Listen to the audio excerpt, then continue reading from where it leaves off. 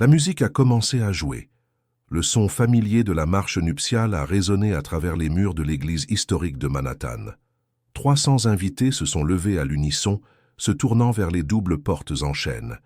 Alexandre Steele se tenait à l'autel, son smoking Tom Ford impeccable, ajustant nerveusement sa cravate, les yeux fixés sur l'entrée de l'église.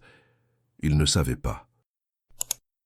Il n'avait aucune idée qu'à cet instant même, dans la suite nuptiale au 2e étage, sa mariée serrait une lettre qui changeait tout.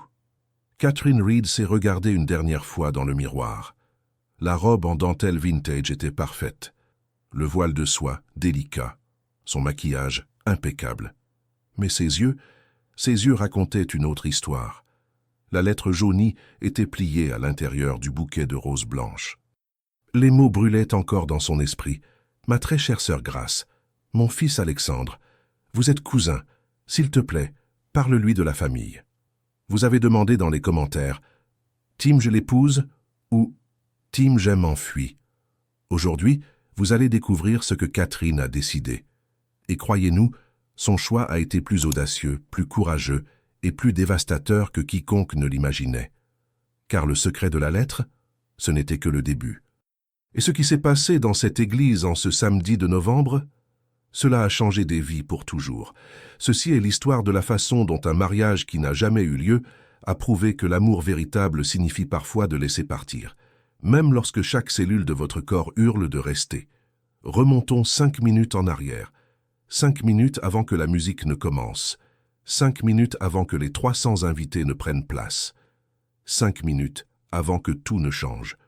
Catherine était dans la suite nuptiale, seule, après que son père eut lâché cette bombe et soit parti pour lui laisser de l'espace. « Alexandre est ton cousin. Il a toujours su. » Les mots résonnaient en boucle infinie. Elle a regardé le bouquet, la bague à son doigt, le reflet de la femme dans le miroir qui était sur le point d'épouser un homme qui avait menti depuis le premier jour. 3 options se sont présentées. Première, s'enfuir, littéralement. Se glisser par la porte de derrière, prendre un taxi, disparaître. Laisser Alexandre à l'hôtel, les explications pour plus tard. Deuxième, aller jusqu'au bout et l'épouser quand même. Avaler la trahison, accepter que l'amour soit réel, même si le début était un mensonge, et gérer les conséquences légales et émotionnelles plus tard. Troisième, la 3e option était la plus audacieuse, et c'est celle que Catherine a choisie. Elle a pris la lettre, l'a pliée soigneusement. L'a cachée au centre du bouquet, niché parmi les roses blanches. Elle a vérifié son maquillage, ajusté son voile, a pris une profonde inspiration et a pris une décision à laquelle personne, ni son père, ni les invités, et surtout pas Alexandre, ne s'attendait. Elle allait marcher jusqu'à l'autel, elle allait atteindre l'autel, et elle allait confronter Alexandre Steele devant tout le monde. S'il avait construit leur relation sur des mensonges, il allait admettre ces mensonges publiquement. Devant leur famille, leurs amis, leurs partenaires commerciaux, devant tous ceux qui comptaient. Parce que Catherine Reed n'était pas le genre de femme à s'enfuir, elle était le genre à confronter. Même lorsque confronter signifiait détruire le seul véritable amour qu'elle ait jamais connu. La musique a commencé. Son père est apparu à la porte, son visage pâle mais déterminé. « Es-tu sûr ?» a-t-il chuchoté. Catherine a hoché la tête. « Absolument. » Et ensemble, ils ont commencé à marcher vers les portes qui s'ouvraient sur le destin. Les doubles portes en chêne se sont ouvertes, des flashs d'appareils photo, des murmures d'admiration. 300 personnes se sont levées, comme une vague. Et là, au bout de l'interminable allée de marbre blanc, Alexandre l'a vu. Son visage s'est illuminé. Ce sourire qu'elle aimait, celui qui faisait battre son cœur même maintenant, s'est répandu sur ses traits. Il ne savait pas. Il n'avait aucune idée de ce qui était caché parmi les roses blanches qu'elle tenait. Il n'imaginait pas que dans les minutes suivantes, tout ce pourquoi il avait travaillé, tout ce qu'il avait construit, était sur le point de s'écrouler. Catherine a commencé à marcher. Pas, pause, pas, pause. Le rythme traditionnel de la marche nuptiale. Son père à ses côtés, son bras ferme, sa présence réconfortante malgré tout. Elle a gardé les yeux fixés sur Alexandre. Sur ses yeux gris qui la regardaient avec un amour non partagé, Non, pas non partagé. Elle l'aimait toujours, c'était le problème. Malgré le mensonge, malgré la trahison, malgré tout, elle ressentait toujours cette connexion qui les avait liés depuis le premier jour. Ce qui rendait ce qu'elle était sur le point de faire encore plus douloureux. En passant devant les rangées d'invités, Catherine les a vus par fragments. La mère d'Alexandre, élégante dans une robe bleu marine, des larmes de bonheur dans les yeux. Ses partenaires commerciaux, des hommes puissants en costume qui montraient rarement leurs émotions, souriant avec approbation. Ses amis de l'université, certains serrant des mouchoirs. Et puis, rangée 3, côté droit, le père d'Alexandre. Lorsque leurs yeux se sont rencontrés, Catherine a vu quelque chose qui l'a fait légèrement trébucher. De la culpabilité, de la peur, de la reconnaissance. Il était au courant de la lettre, il savait qu'elle savait, et il était terrifié de ce qu'elle était sur le point de faire. Plus de pas, plus de visage. Et à chaque pas, les souvenirs affluaient. La première fois qu'Alexandre l'a embrassée, dans le bureau après que tout le monde soit parti, les lumières de la ville brillant à travers les fenêtres derrière eux. La nuit en Normandie, faisant l'amour pour la première fois, se chuchotant des promesses dans l'obscurité. Le matin où il a dit « Je t'aime », sa voix vulnérable, ses yeux brillants d'une honnêteté qu'elle pensait être réelle. Mais l'avait-elle été? Une partie de cela avait-elle été vraie?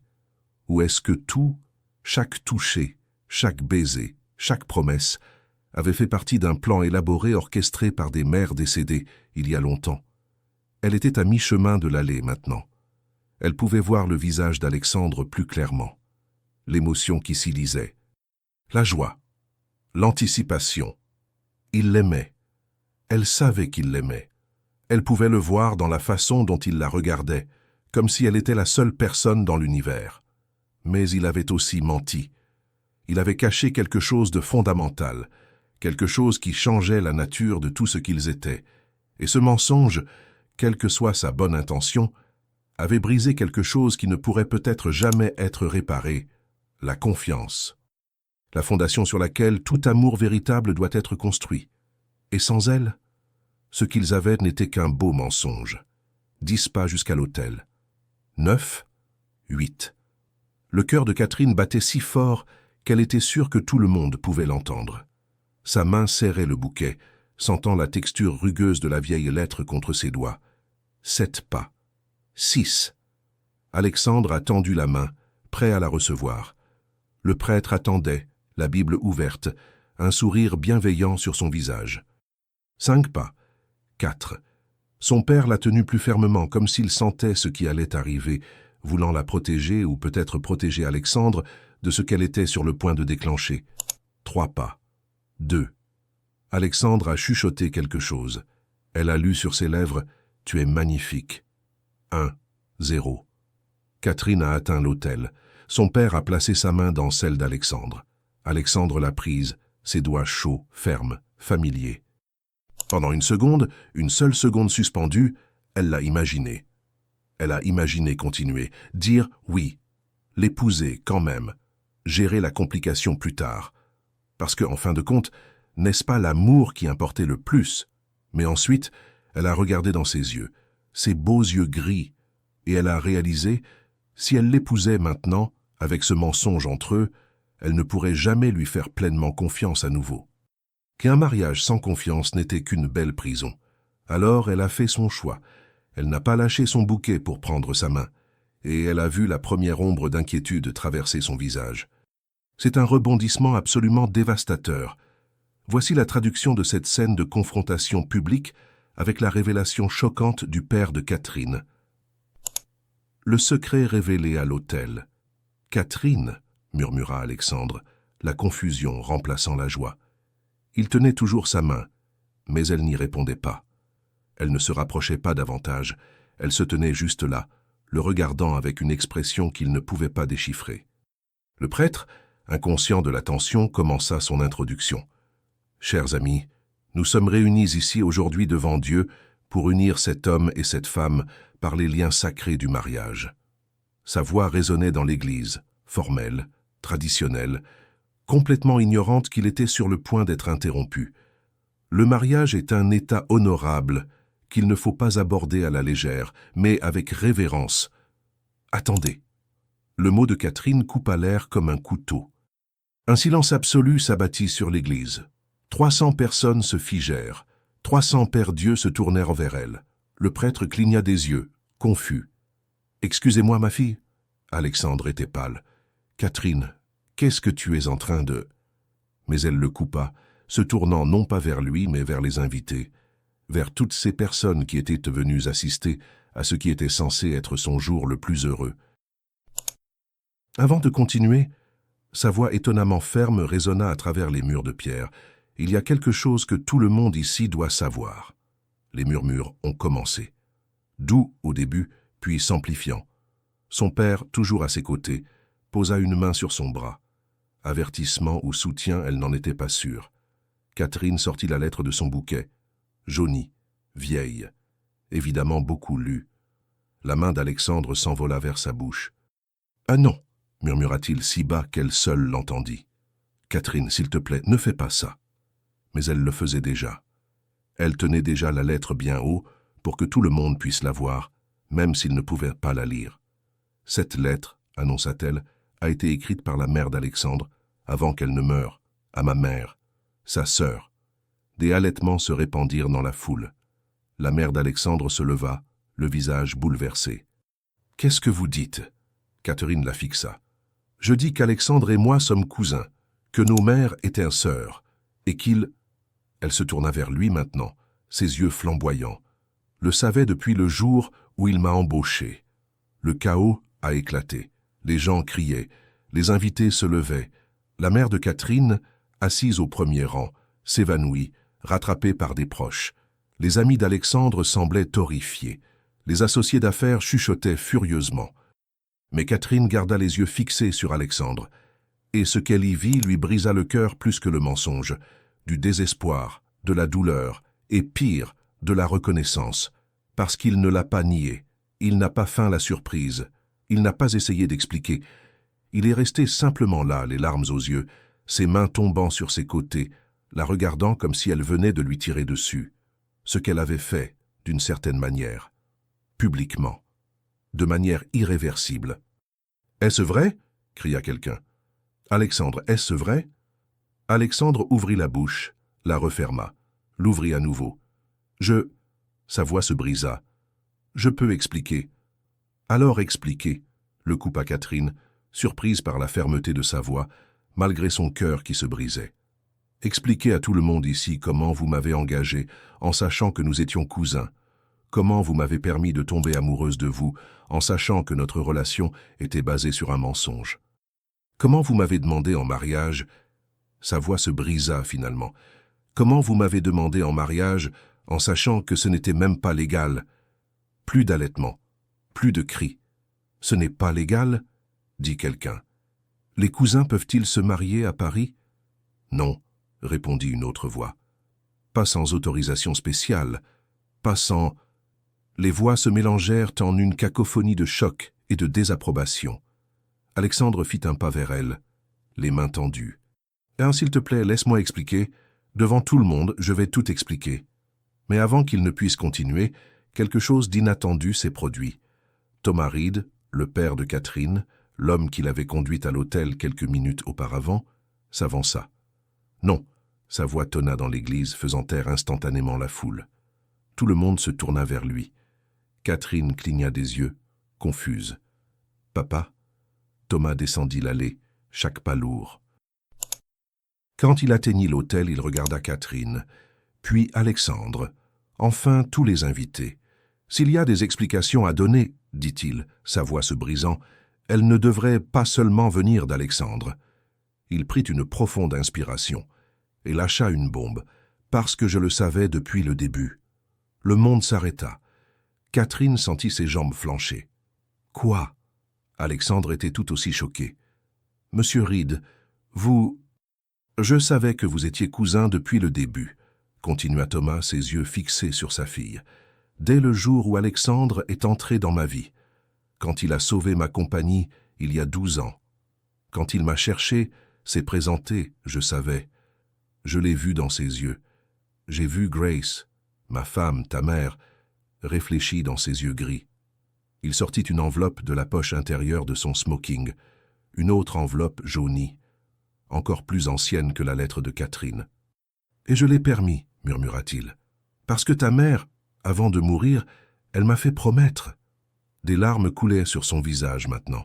« Elle m'a fait promettre que si Alexandre se présentait, si vous vous rencontriez tous les deux, je n'interférerais pas. Parce qu'il y avait un plan, un accord entre deux sœurs, fait il y a très longtemps. » Quelle fin déchirante et pleine de rebondissements. Voici la traduction de cette scène finale et dramatique. Le vœu brisé. Catherine n'arrivait plus à respirer. Le sol semblait tanguer sous ses pieds.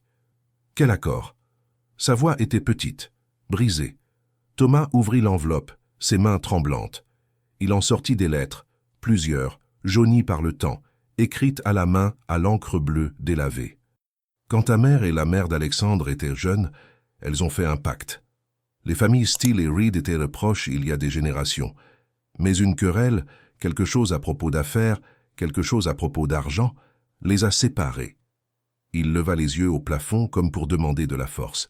Ta mère et sa sœur, la mère d'Alexandre, ont juré qu'elles arrangeraient les choses, que leur famille serait à nouveau unie, à travers vous deux. Un mariage arrangé, dit Alexandre, sa voix creuse. Il avait compris avant Catherine. Elles nous ont promis l'un à l'autre. Thomas hocha la tête misérablement.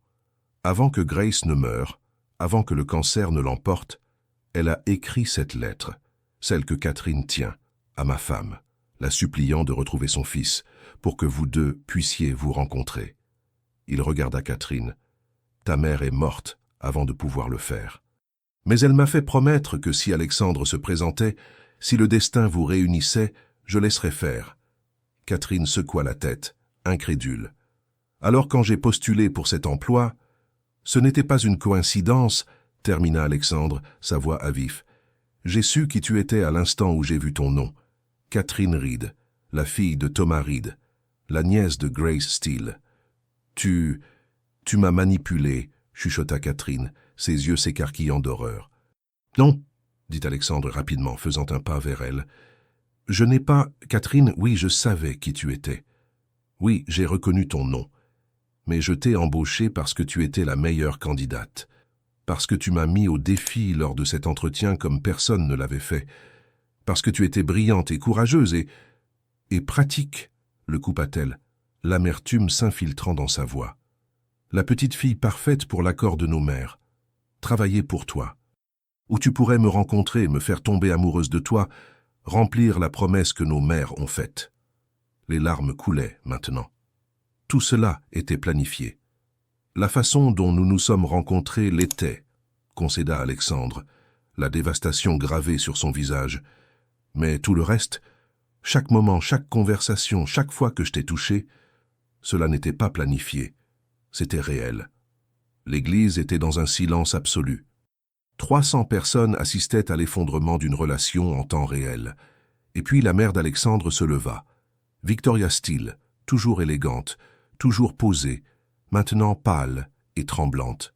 « Il dit la vérité, » dit-elle, sa voix se brisant. « À propos des sœurs, à propos de l'accord. Quand Alexandre a décidé de sauver la compagnie de Thomas il y a des années, je pensais que c'était juste des affaires. Mais plus tard, quand il m'a dit qu'il avait embauché la fille de Thomas, elle regarda Catherine. J'ai su qu'il honorait le souhait de sa mère. Elle se tourna vers Alexandre. Mais je t'ai aussi vu tomber vraiment amoureux. Je t'ai vu changer, devenir plus heureux, plus humain. Des larmes coulaient sur son visage parfaitement maquillé. Ce qui a commencé comme une obligation s'est transformé en un amour sincère. N'importe qui avec des yeux pouvait le voir. « Quinze, c'est illégal, dit une voix dans la foule. Les cousins ne peuvent pas se marier à Paris. Pas sans une autorisation judiciaire, corrigea une autre voix. Catherine se tourna vers Alexandre, cherchant des réponses. Tu savais que c'était illégal? Il déglutit difficilement. Oui. Et tu allais m'épouser quand même? Je pensais... Il passa une main dans ses cheveux. Je pensais qu'on trouverait une solution, qu'on déménagerait dans un autre pays, qu'on trouverait un moyen légal. J'aurais dû tout te dire plus tôt. J'aurais dû être honnête dès le premier jour sur qui nous étions, sur ce que nos mères voulaient, sur les complications légales. Il fit un autre pas vers elle. Mais j'avais peur. Peur que si tu connaissais la vérité, si tu savais pour l'accord et les familles et tout le reste, tu t'enfuirais. Tu aurais dû me donner le choix, dit Catherine, sa voix ferme malgré les larmes. Tu aurais dû me faire confiance avec la vérité et me laisser décider. Au lieu de cela, tu as menti. Pendant des mois, tu m'as laissé tomber amoureuse de toi tout en cachant quelque chose de fondamental. Elle regarda autour de l'église, toutes les personnes, son père, la mère d'Alexandre, puis lui. Tu dis que tu m'aimes, mais l'amour sans confiance n'est pas de l'amour, c'est juste une belle possession. Et je ne serai pas possédé. Je ne ferai pas partie du plan des autres. Je ne vivrai pas une relation construite sur des mensonges, aussi bien intentionnés soient-ils. Elle retira la bague, lentement. Le diamant capta la lumière, projetant des arcs-en-ciel sur les murs de l'église. « Je t'aime, Alexandre. Peut-être que je t'aimerai toujours, mais je ne peux pas t'épouser. » Alexandre émit un son, quelque part entre un sanglot et un halètement. « Catherine, s'il te plaît. »« Non, » dit-elle doucement, plaçant la bague dans sa main. « Tu as menti. Mon père a menti.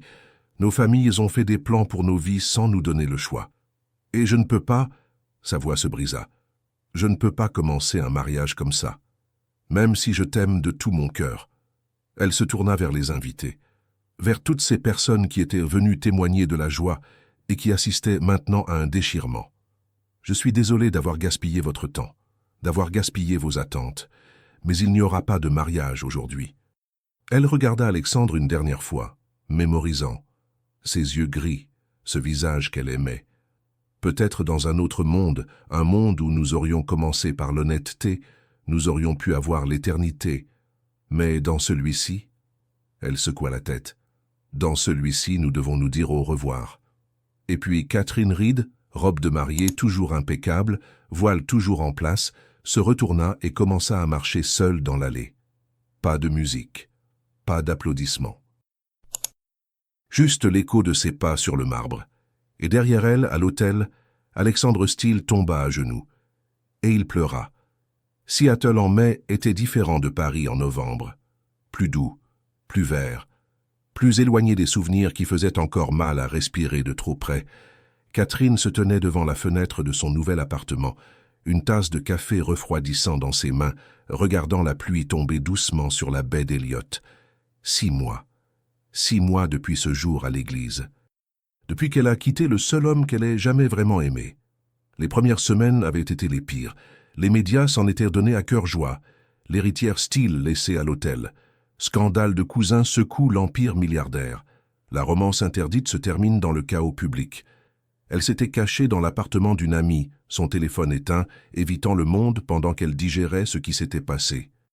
Mais après un certain temps, Catherine a réalisé quelque chose. Elle ne regrettait rien. Elle ne regrettait pas d'avoir exposé la vérité. Elle ne regrettait pas d'être partie. Parce que pour la première fois dans sa vie d'adulte, elle avait fait un choix pour elle-même.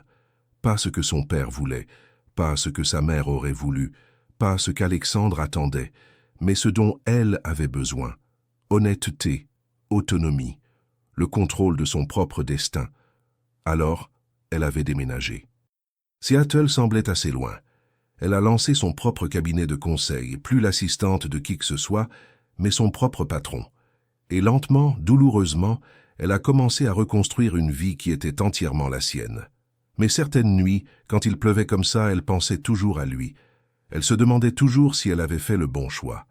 Son téléphone sonna. Livraison, indiquait la notification. Catherine n'attendait rien. Elle descendit au hall, curieuse. Le portier lui tendit une boîte. Petite, enveloppée dans du papier brun uni, sans adresse d'expéditeur. Son cœur fit un bond, son intuition lui disait qui l'avait envoyé avant même qu'elle ne l'ouvre. À l'étage, elle coupa soigneusement la ficelle. À l'intérieur, un livre. Vieux, reliure en cuir usé. Elle le reconnut immédiatement. Le recueil de poésie de la mère d'Alexandre. Celui que son père avait publié.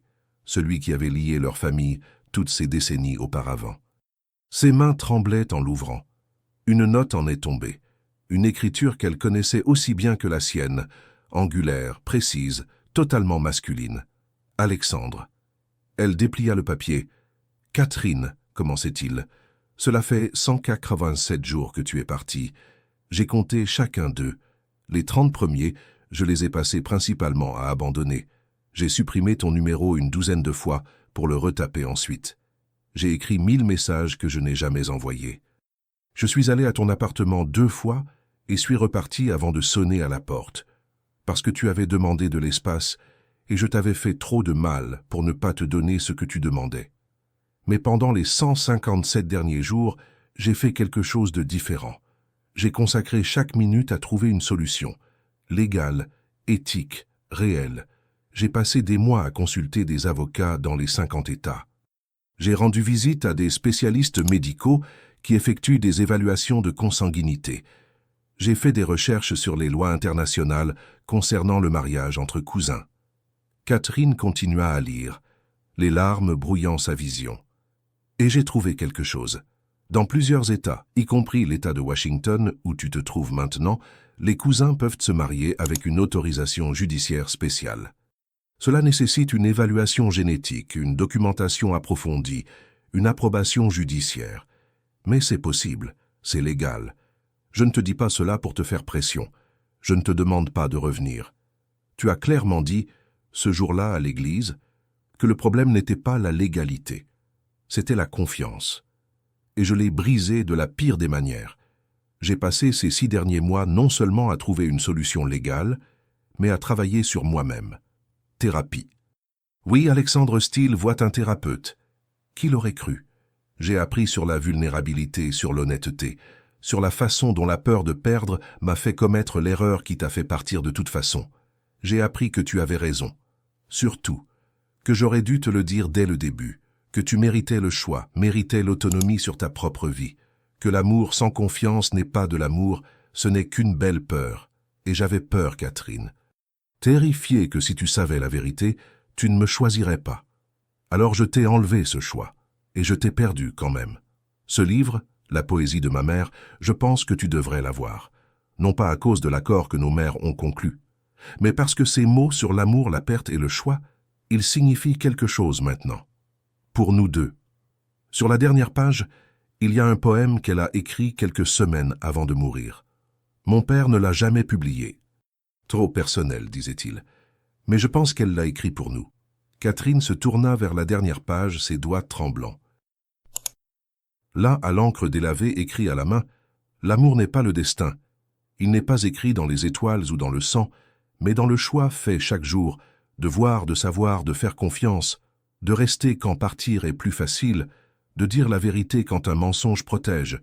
L'amour n'est pas ce qui nous est donné, mais ce que nous construisons, brique honnête par brique honnête, sur le sol de la vraie confiance. » En dessous, l'écriture d'Alexandre continuait. « Je ne demande pas une autre chance, pas encore, peut-être jamais.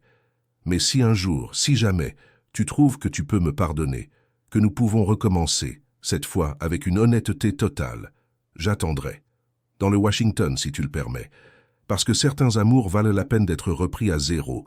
Et toi, Catherine Reed, tu vaux chaque minute de l'attente du monde, pour toujours si nécessaire. » Catherine serra la lettre contre sa poitrine, et pour la première fois depuis 6 mois, elle décrocha son téléphone. Et elle tapa un message en retour. Quelle belle et honnête progression. C'est une conclusion parfaite qui se concentre sur la guérison et la reconstruction. Voici la traduction de cette scène finale à Pike Place Market. Pike Place Market. Reconstruire la confiance. Catherine regarda l'écran de son téléphone. Le numéro d'Alexandre était toujours enregistré. Elle n'avait jamais réussi à le supprimer, bien qu'elle ait essayé des douzaines de fois au cours des premiers mois. Ses doigts planaient au-dessus du clavier. Que dire à quelqu'un qui a brisé votre cœur, mais qui en est toujours le propriétaire? À quelqu'un qui a menti, mais dont vous n'avez jamais vraiment douté de l'amour?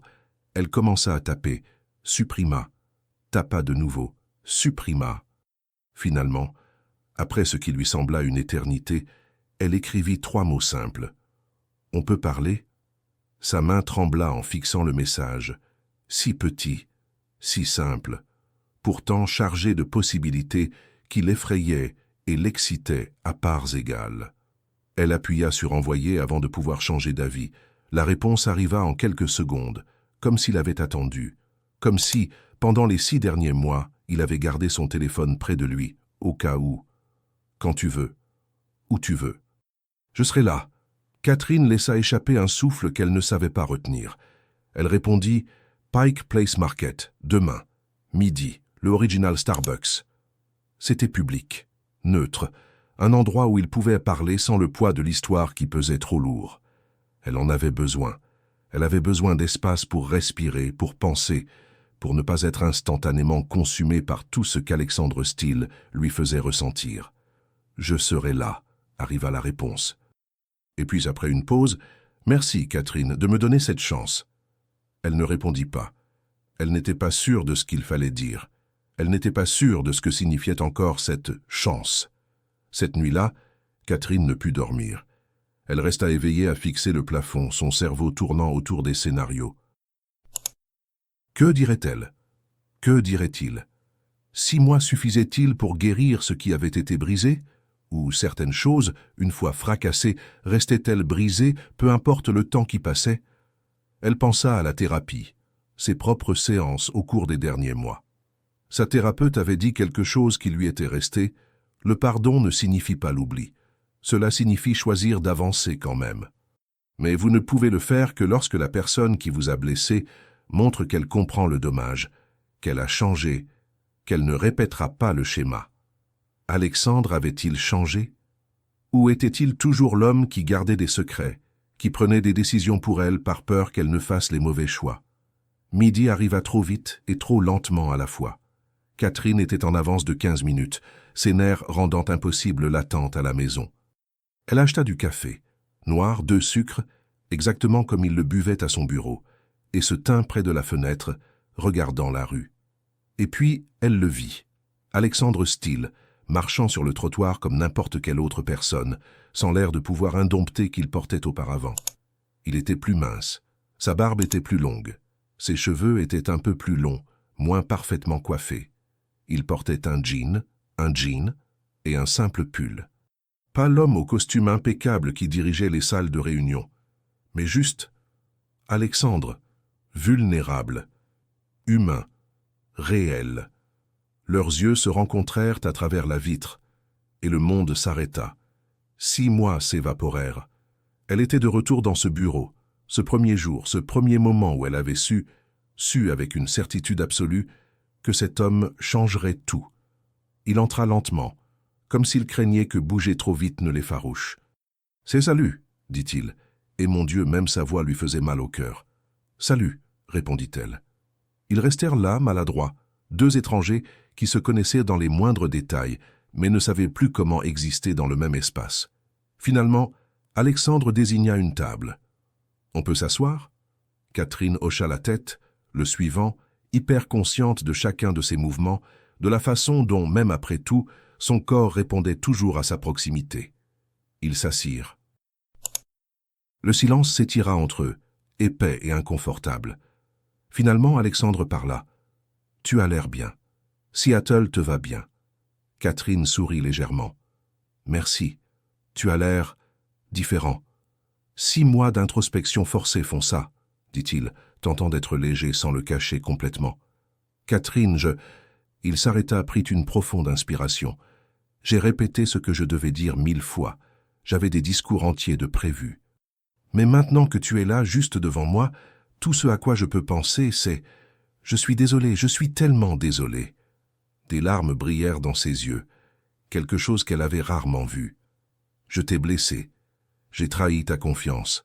J'ai volé ton choix. Et aucune excuse, aucune explication ne change cela. » « Tu as raison, » dit Catherine calmement. « Ça ne change rien. Mais comprendre pourquoi. Ça compte. Alors dis-moi, Alexandre, pourquoi ne m'as-tu pas dit la vérité dès le début? La vraie vérité, pas la jolie version. La vérité moche, effrayante. » Il baissa les yeux sur ses mains. « La peur, admit-il. Peur pure, simple, pathétique. Quand tu es entré dans mon bureau ce jour-là, je savais qui tu étais, et une partie de moi a pensé « c'est le destin. Ma mère avait raison. Ça devait arriver. » Il rencontra son regard. « Mais ensuite, tu as commencé à parler. Et tu étais brillante, stimulante et différente de tout ce que j'avais jamais connu. Et j'ai pensé, Elle ne me choisira jamais si elle est au courant de l'accord. Elle pensera que je ne fais qu'accomplir le souhait d'une mère morte. Alors tu as décidé pour moi, dit Catherine. Non pas une accusation, juste un fait. Oui, reconnut-il misérablement. Je me suis dit que je te le dirais plus tard, une fois que tu me connaîtrais déjà, une fois que tu m'aimerais déjà. Je pensais que ce serait plus facile à ce moment-là, mais plus ça durait, plus ça devenait impossible. Comment lâcher une bombe pareille? Oh, au fait, nous sommes cousins et nos mères nous ont promis l'un à l'autre. Il n'y avait pas de bon moment. Alors j'ai continué à retarder, jusqu'à ce que ce soit trop profond, t'aimer trop fort, trop terrifié de te perdre pour être honnête. Il passa une main dans ses cheveux, ce geste familier. Mais je t'ai perdu quand même. En faisant exactement ce que je craignais de faire le plus, prouver que tu ne pouvais pas me faire confiance. Catherine but une gorgée de son café, digérant. La thérapie a-t-elle aidé? Il eut l'air surpris par la question. Oui, énormément. Mon thérapeute, le docteur Morrison, m'a fait prendre conscience de schémas. Comment j'ai toujours essayé de contrôler les résultats parce que j'ai grandi sans contrôle sur la seule chose qui comptait, la mort de ma mère. Comment la peur de la perte me faisait m'accrocher trop fort, ce qui a causé exactement ce que je craignais. Alexandre se pencha en avant. Mais voici ce que j'ai appris de plus important. On ne peut pas construire une véritable intimité sans vraie vulnérabilité. Et on ne peut pas avoir de vraie vulnérabilité sans vrai risque. J'ai essayé de t'avoir sans risquer de te perdre en étant honnête, et c'était impossible dès le départ. Alors qu'est-ce qui a changé? Demanda Catherine. Qu'est-ce qui est différent maintenant à part le temps? Moi, dit Alexandre simplement, j'ai changé, pas parfaitement, pas complètement, mais fondamentalement, j'ai dit la vérité à mon conseil, sur tout, sur nos mères, sur l'accord, sur le fait de t'avoir menti. Certains pensaient que j'aurais dû garder ça privé, mais les secrets sont ce qui nous a conduits ici, en premier lieu.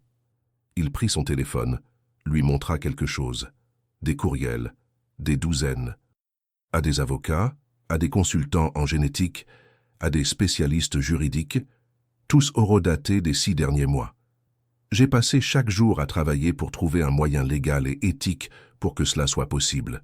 Pas parce que je présumais que tu reviendrais, mais parce que si tu choisissais d'essayer à nouveau, je voulais avoir de vraies réponses, de vraies solutions, plus de faux espoirs. Catherine regarda les courriels, l'émotion montant dans sa gorge. L'effort était clair. Le dévouement évident. Washington le permet, dit Alexandre doucement. Le mariage entre cousins avec autorisation judiciaire spéciale. Cela nécessite des tests génétiques, une documentation complète, l'approbation d'un juge. Mais c'est légal, complètement légal. Il posa le téléphone. Mais Catherine, et c'est important, je ne te dis pas cela pour te faire pression. Je te le dis parce que tu mérites toutes les informations, tout le choix. Cette fois pour toujours, tu détiens tout le pouvoir ici. Des larmes rempliraient ses yeux, parce que ça, c'était ce qui manquait avant. Le choix, l'autonomie, le respect de sa liberté. Merci, murmura-t-elle. Alors, où cela nous mène-t-il? Demanda Alexandre, sa voix à la fois pleine d'espoir et terrifiée. Catherine prit une profonde inspiration. Honnêtement, je ne sais pas. Une partie de moi veut dire oui tout de suite. Veut courir vers toi et oublier les 6 derniers mois et juste être ensemble. Elle vit l'espoir vaciller sur son visage. Mais, continua-t-elle, la partie la plus sage de moi, la partie qui a grandi ces 6 derniers mois, c'est que ce n'est pas comme ça que ça marche. On ne peut pas simplement revenir là où on en était après avoir brisé quelque chose. Il faut reconstruire, lentement, brique par brique, comme le poème de ta mère l'a dit. Alexandre hocha la tête, ravalant sa déception. « Alors de quoi as-tu besoin? Que puis-je faire ?»« Du temps, » dit Catherine, « et de l'honnêteté. Une honnêteté complète, brutale, inconfortable. Surtout, continua-t-elle, sur tes peurs, tes doutes, tes défauts. Je ne veux pas de l'Alexandre poli que tu montres au monde. Je veux le vrai, l'imparfait. Celui qui a des défauts, fait des erreurs et admet quand il a tort. » Elle le fixa. « Peux-tu faire ça? Peux-tu être vulnérable avec moi, même quand c'est terrifiant, même quand cela risque de me perdre à nouveau? » « Oui, » dit Alexandre sans hésitation. « Tout, absolument tout. Catherine, j'ai passé 6 mois à apprendre à faire exactement ça. Et ce ne sera pas facile. Ce ne sera probablement jamais complètement facile pour moi. Mais pour toi, je ferai le travail, chaque jour, pour le reste de ma vie, si tu le permets. Catherine sentit quelque chose bouger dans sa poitrine. Quelque chose de brisé commençait à se réparer. « Alors voici ce que je propose, » dit-elle. « On repart de zéro, pas là où nous nous sommes arrêtés, mais du vrai début. Tu m'emmènes dîner, pas dans un restaurant 5 étoiles avec de la nourriture imprononçable. Quelque chose de normal, où les gens normaux vont. » Elle vit le coin de sa bouche tressaillir. « Nous parlons. Nous apprenons à nous connaître à nouveau. En tant qu'amis d'abord. Aucune pression, aucune attente, aucune supposition sur la direction que cela prend. » Alexandre écouta attentivement. « Tu me dis tout, absolument tout, ce que tu cachais avant. Chaque peur, chaque secret, chaque complication. Et je ferai de même. Nous reconstruisons la confiance à travers un millier de petites honnêtetés. » Elle tendit la main à travers la table, touchant légèrement la sienne. « Et si nous y arrivons, si nous parvenons à construire quelque chose de réel cette fois, alors nous parlerons d'avenir, de possibilités, de Washington, de juges et de tout le reste. » « Mais sans garantie, » dit Alexandre comprenant. « Sans garantie, » confirma Catherine. « Peut-être que nous découvrirons que le dommage était trop profond. Peut-être que nous découvrirons que nous sommes mieux en tant que « et si » qu'en tant que réalité. Ou peut-être, sa voix s'adoucit, peut-être que nous découvrirons que ce que nous avons vaut la peine d'être combattu, que l'amour construit sur l'honnêteté est plus fort que l'amour construit sur le fantasme. Elle serra sa main. Mais il n'y a qu'une seule façon de le savoir. Alexandre tourna sa main, entrelaçant ses doigts avec les siens. Ce contact familier envoya une décharge électrique le long de son bras, la chimie inchangée par le temps ou la distance. « Alors emmène-moi dîner, » dit-il, un lent sourire se répandant. « Quelque chose de normal, où les gens normaux vont. » Catherine rit, son premier vrai rire en 6 mois. « Il y a un taille à 2 pâtés de maison d'ici, tables en plastique, menus plastifiés. Le meilleur pas de taille de la ville. »« Parfait, » dit Alexandre. Et il le pensait. 6 mois, c'est assez de temps pour beaucoup de choses. Assez de temps pour reconstruire la confiance à travers un millier de conversations honnêtes. Assez de temps pour apprendre à être vulnérable avec quelqu'un que l'on aime. Assez de temps pour prouver que le changement n'est pas seulement des mots, mais des actions cohérentes dans le temps. Catherine et Alexandre ont passé ces 6 mois à se redécouvrir. Pas dans le bureau de l'entreprise où ils s'étaient rencontrés, pas dans le luxueux penthouse ou la retraite en Normandie, mais dans des restaurants taille bon marché, des promenades sous la pluie et des soirées à regarder des films idiots sur son canapé. Ils ont parlé, vraiment parlé, de leur enfance, de leurs peurs, de leurs regrets, de leur mère, du poids des attentes et de la façon dont ils essayaient tous deux de vivre des vies authentiques sous les ombres de personnes qui n'étaient plus là. Alexandre a raconté comment la construction de son empire visait à prouver sa valeur, à la mère qui est morte avant de le voir réussir, au père qui semblait toujours légèrement déçu, peu importe ce qu'il accomplissait. Catherine a partagé comment devenir assistante exécutive visait la sécurité, ne jamais être trop vulnérable, ne jamais risquer l'échec, être toujours indispensable, mais jamais vraiment vu. Et lentement, à travers cette honnêteté, quelque chose de nouveau a grandi. Pas l'amour passionné et interdit de la première année, mais quelque chose de plus profond, de plus fort, un amour construit sur la connaissance réelle, sur l'acceptation des défauts, sur un choix fait consciemment chaque jour. Ils ont rencontré leurs thérapeutes respectifs. Catherine a assisté aux séances d'Alexandre quelquefois et vice-versa. Ils ont appris des outils de communication, comment se disputer équitablement, comment exprimer des besoins sans accusation, comment vraiment écouter quand écouter était difficile. Ce n'était pas toujours facile. Il y a eu des nuits où les vieux schémas refaisaient surface, Alexandre essayant de contrôler, Catherine se fermant. Mais maintenant, ils avaient le vocabulaire pour cela, la conscience. Et plus important encore, l'engagement de travailler dessus au lieu de laisser les choses s'envenimer. Alexandre a rencontré les amis de Catherine à Seattle, des gens qui la connaissaient simplement comme Catherine, pas l'assistante de style ou la femme du scandale du mariage. Et Catherine a appris à connaître la facette d'Alexandre qu'il cachait sous les costumes d'affaires, le gars qui faisait de mauvaises blagues, brûlait le bacon et pleurait devant les films Pixar. Au 3e mois, ils ont commencé la discussion sur l'avenir, non pas comme un vague rêve, mais comme un plan pratique. Alexandre lui a montré toute la documentation qu'il avait recueillie sur le mariage entre cousins dans l'État de Washington. Ils sont allés ensemble consulter un conseiller en génétique, apprenant qu'en tant que cousins germains, leur risque de problèmes génétiques chez les enfants n'était que légèrement supérieur à celui de la population générale. Ils ont parlé à un avocat spécialisé dans les cas familiaux inhabituels, apprenant exactement ce qu'impliquerait l'autorisation judiciaire, combien de temps cela prendrait, quelles preuves ils devraient présenter. Et à travers tout cela, Alexandre a laissé Catherine mener. C'est ton choix, ne cessait-il de dire. Ton calendrier, tes conditions. Je ne fais que fournir des informations. C'est toi qui décides ce que nous en faisons. Au 5e mois, Catherine a amené Alexandre rencontrer son père. C'était tendu au début. Thomas portait toujours la culpabilité de son rôle dans toute l'affaire. Mais au dîner, quand il a vu comment Alexandre écoutait quand Catherine parlait, comment il vérifiait auprès d'elle avant de prendre des décisions, comment il reconnaissait ses erreurs sans excuse, Thomas s'est finalement détendu. « Tu as changé », dit-il à Alexandre au dessert.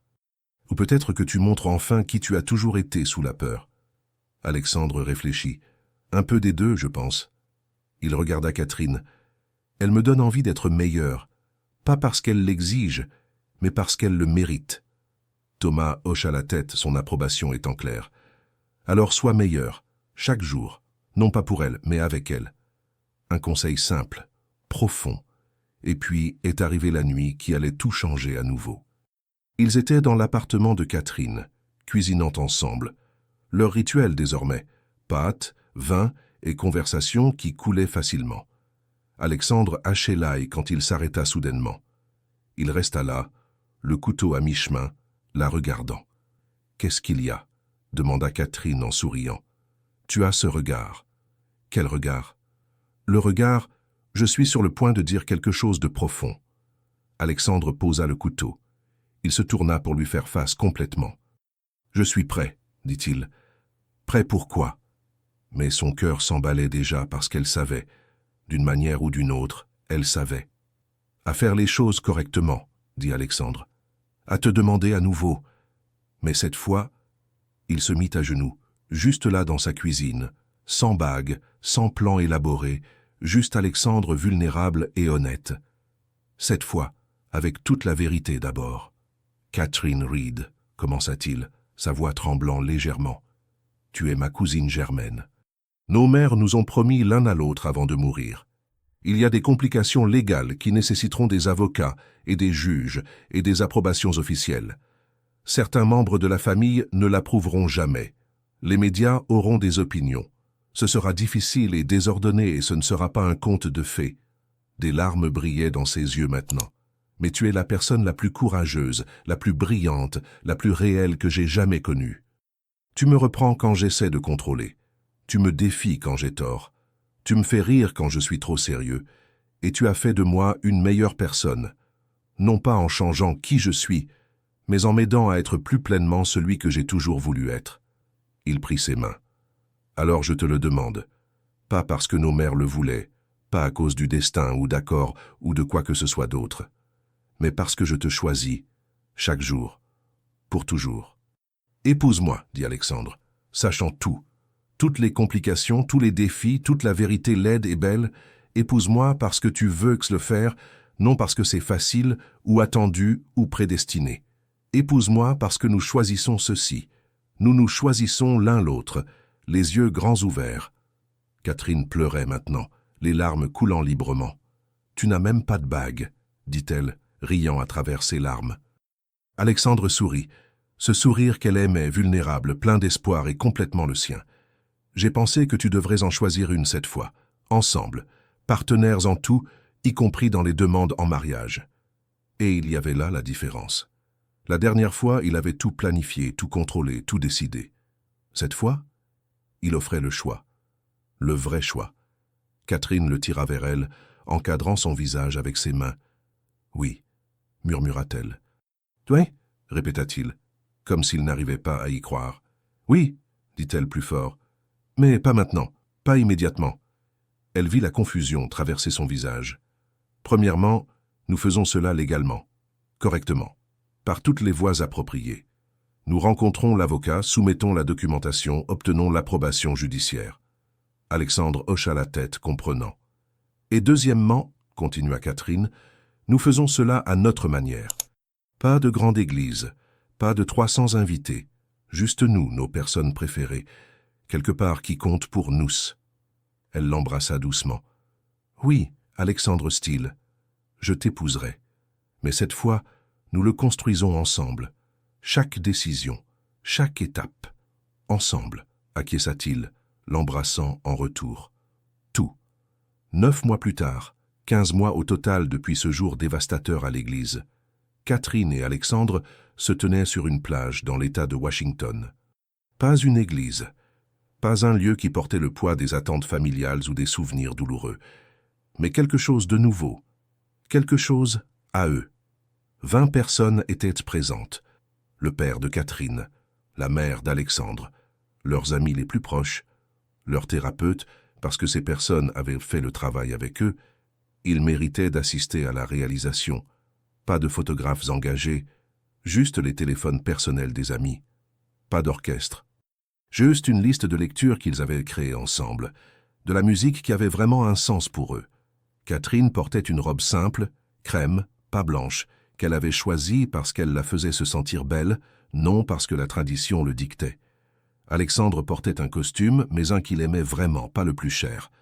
L'officiant n'était pas un prêtre, mais une juge, la même qui avait approuvé leur autorisation spéciale après avoir examiné leur documentation, leurs tests génétiques et leurs lettres de soutien des thérapeutes. Catherine et Alexandre m'ont demandé de parler de leur parcours, commença la juge, parce que c'est un parcours inhabituel et qu'ils méritent d'être reconnus. Ils ont fait face à des obstacles que la plupart d'entre nous ne rencontrent jamais. Complications légales, problèmes familiaux, examens publics, ils ont fait des erreurs. Ils se sont brisés. Ils ont dû complètement reconstruire. Elle regarda le couple. Mais ils ont fait le travail. Ils ont fait des choix difficiles. Ils ont priorisé l'honnêteté sur la facilité, la vérité sur le confort.